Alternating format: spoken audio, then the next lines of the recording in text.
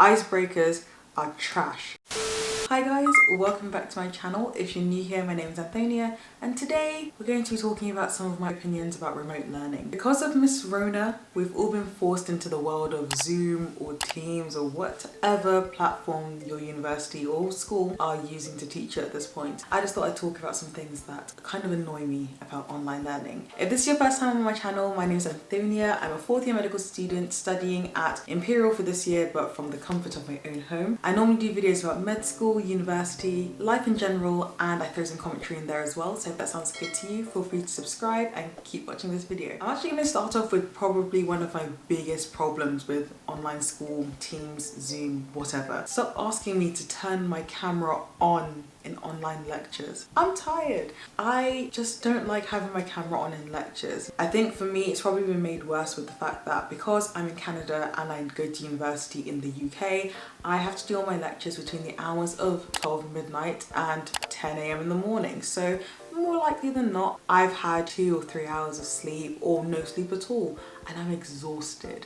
I don't want to be on camera at that point. I don't want people to see me looking raggedy, like hoodie up to here, tracky bums up to here. No, not the ideal look whatsoever. I know the lecturers say they need to be able to gauge people's engagement with the content and everything, and the best way to do that is by having cameras on. But those lecturers are not checking every single camera to see who's paying attention. So let's think about it. In normal lectures, you will see people when you're walking into the lecture theatre. Maybe you'll look around a couple of times when the lecturer asks some question that nobody knows the answer to, and then you'll see people when you're leaving the lecture. You don't have to look at people all the way through the lecture. You're looking at the lecturer. If I don't have to look at people during the lecture and no one has to look at me during normal lectures, I don't see why I need to have my camera on and have people looking at me the whole time. I'm sure no one is actually looking at me, and I'm definitely not looking out for anybody else, but it's just, no, I just don't like it. On my course, for the first month and a bit, we didn't have to turn on our cameras, and that was the life. I still paid attention in all the lectures and all the seminars.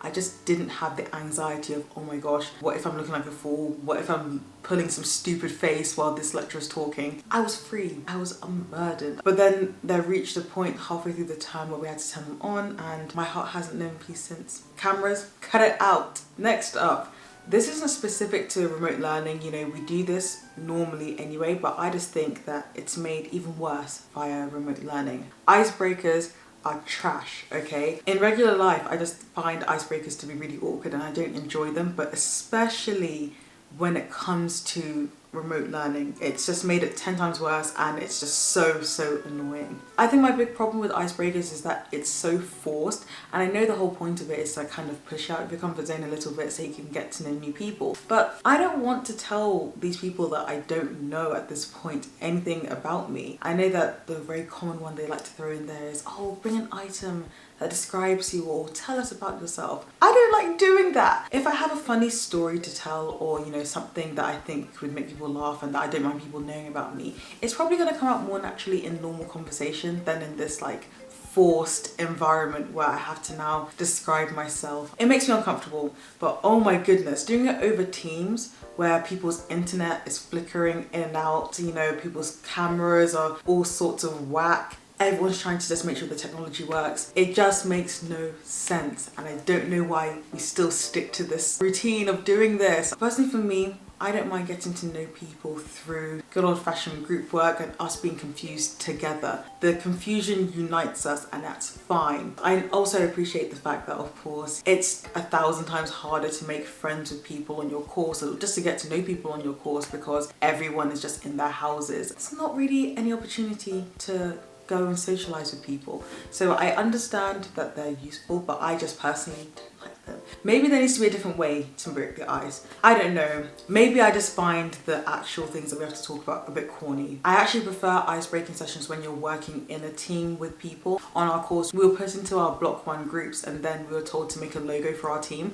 And even though we didn't really know each other, we didn't know what we were doing, I felt that I got to know them better there, and it made me a bit more open to talk to them than for me to be sat there in front of half the class talking about why I think this object really represents me. So yeah, maybe my problem isn't icebreakers, it's just the talk about yourself icebreakers that I don't like. This next one isn't even an unpopular opinion, I just thought that I'd put it in here so I can rant for a little bit. Tuition for this year should not cost the same as tuition for previous years of university. Personally, in my opinion, I don't think that university tuition should be nearly as much as it is regardless, but this year especially, where we've had so many services taken away from us, I just don't think it makes sense to charge people for facilities they can't use. Even if I wanted to, I wouldn't be able to go into a library right now because of Miss Rona. And I appreciate, obviously, it's keeping us safe, and I'm not saying that I want to put myself or anyone else at risk.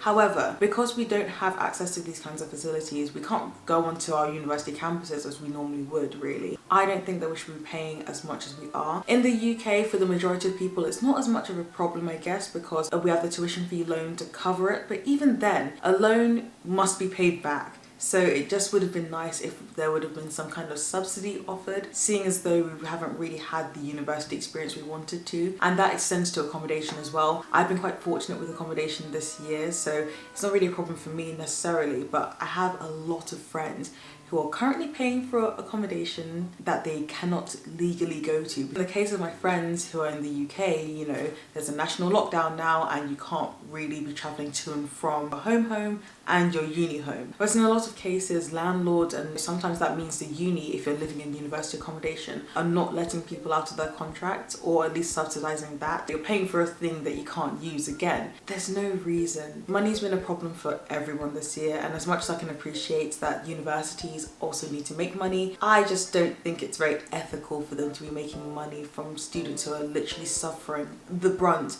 of a pandemic. I don't really think it's fair for universities to see that this is a pandemic situation and talk about it in emails to the students, but then be charging them and almost treating them as though it's not a pandemic. But that's just my opinion.